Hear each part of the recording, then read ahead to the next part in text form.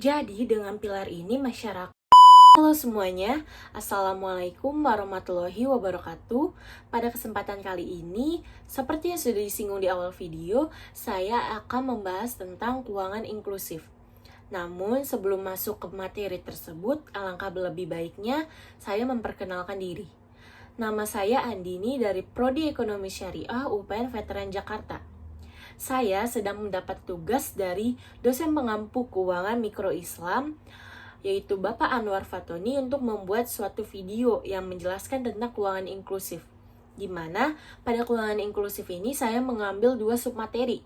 Yang pertama itu ada Strategi Nasional Keuangan Inklusif dan Program Keuangan Inklusif. Nah, tanpa berlama-lama lagi, mari kita masuk kepada materi yang pertama. Nah, masuk kepada materi Strategi Nasional Keuangan Inklusif. Tetapi, sebelum kita masuk pada materi tersebut, alangkah lebih baiknya kita mengetahui apa sih keuangan inklusif itu. Keuangan inklusif itu jika diartikan adalah kondisi ketika seluruh anggota masyarakat dapat mengakses layanan keuangan formal dengan aman, nyaman, dan tentunya dengan biaya yang terjangkau, yang nantinya bisa membantu proses pertumbuhan ekonomi dan kesejahteraan masyarakat. Untuk mewujudkan keuangan inklusif itu, maka kita akan balik kepada Strategi Nasional Keuangan Inklusif.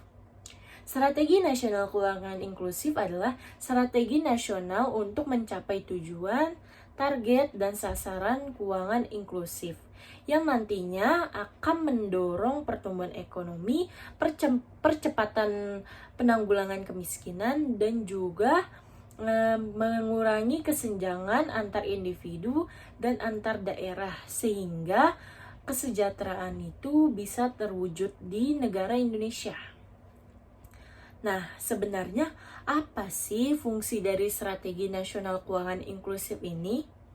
Fungsi dari Strategi Nasional Keuangan Inklusif ini adalah sebagai pedoman bagi kementerian atau lembaga terkait, yaitu Lembaga Dewan Nasional Keuangan Inklusif, yang nantinya mereka akan membuat suatu kebijakan-kebijakan formal yang berkaitan dengan keuangan inklusif itu sendiri. Nah, dari Strategi Nasional Keuangan Inklusif sebelumnya, maka ada beberapa pilar yang harus dilaksanakan atau digunakan agar terwujudnya strategi tersebut. Pilar-pilar ini ada 6, yaitu yang pertama ada pilar edukasi keuangan. Strategi pada pilar ini dilakukan dengan cara meningkatkan kapabilitas masyarakat dalam sektor layanan keuangan dengan meningkatkan pengetahuan dan kesadaran masyarakat terhadap produk dan jasa keuangan yang ada di masyarakat. Nah, gimana sih cara mengedukasinya? Dengan cara para lembaga-lembaga terkait atau misalnya bank itu melakukan edukasi kepada masyarakat yang belum mengetahui apa saja produk-produk yang ada di bank-bank dan gimana cara mengelolanya ataupun dan bagaimana sistem-sistem yang dilaksanakan pada produk-produk itu, sehingga apabila masyarakat sudah mengetahui, mereka pasti akan lebih mudah kan dalam melaksanakan keuangan inklusif ini. Nah, pilar yang kedua itu ada pilar fasilitas keuangan publik. Strategi ini berkaitan dengan kemampuan dan peran pemerintah dalam penyediaan pembiayaan keuangan publik secara langsung maupun bersyarat guna mendorong pemberdayaan ekonomi masyarakat.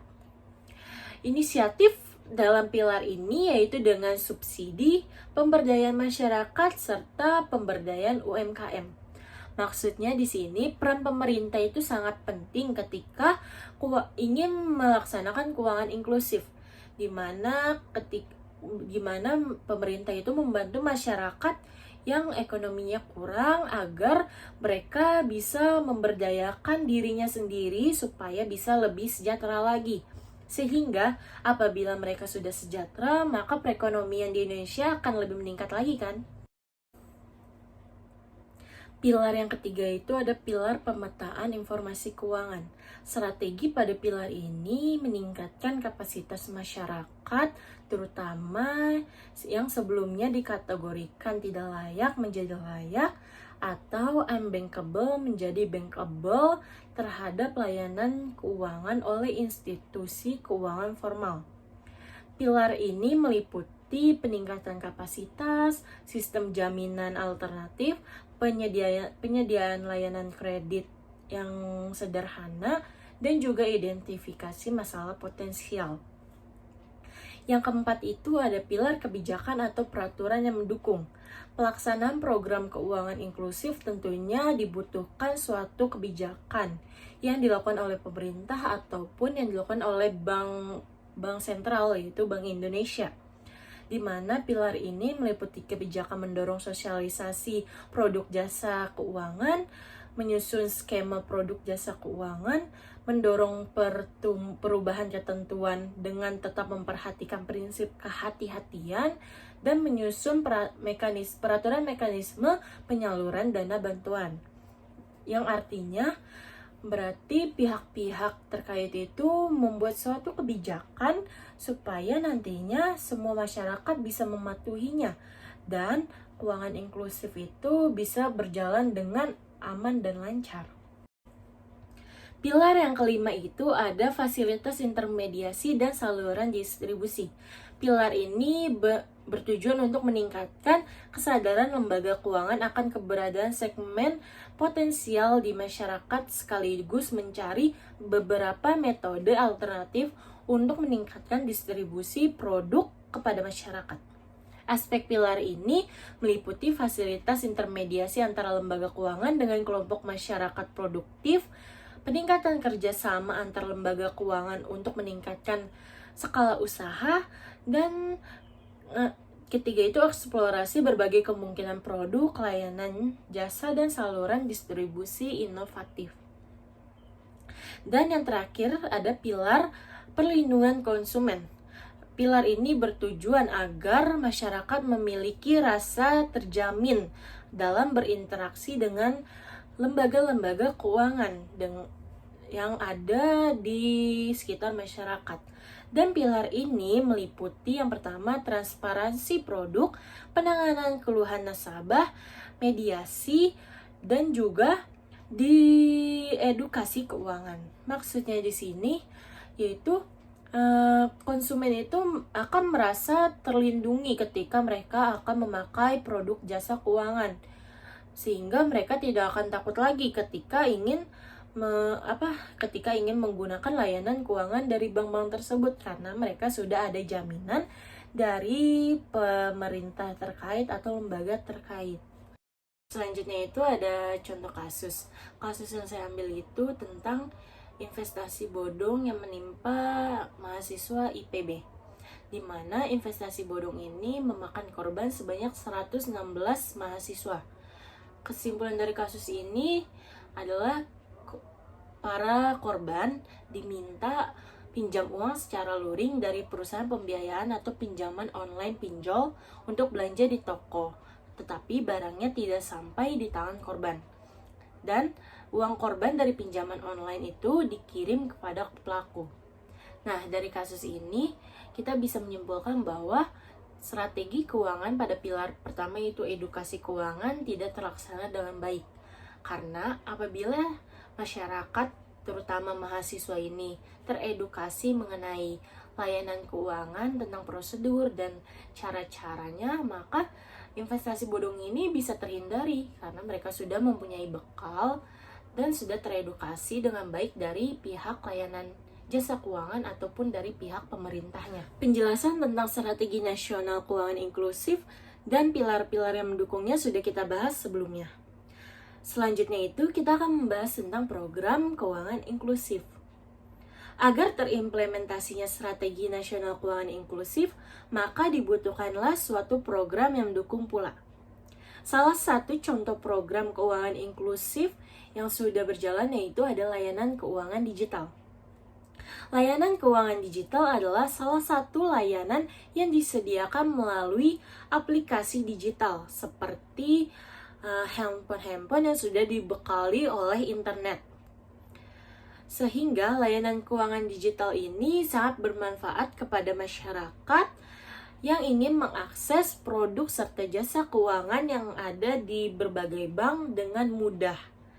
Sehingga nantinya transaksi keuangan yang dilakukan oleh masyarakat itu dapat lebih cepat, praktis, dan tidak butuh mendatangi bank fisik secara langsung, sehingga lebih efisien dalam penggunaannya, yang nantinya akan membuat keuangan inklusif ini bisa lebih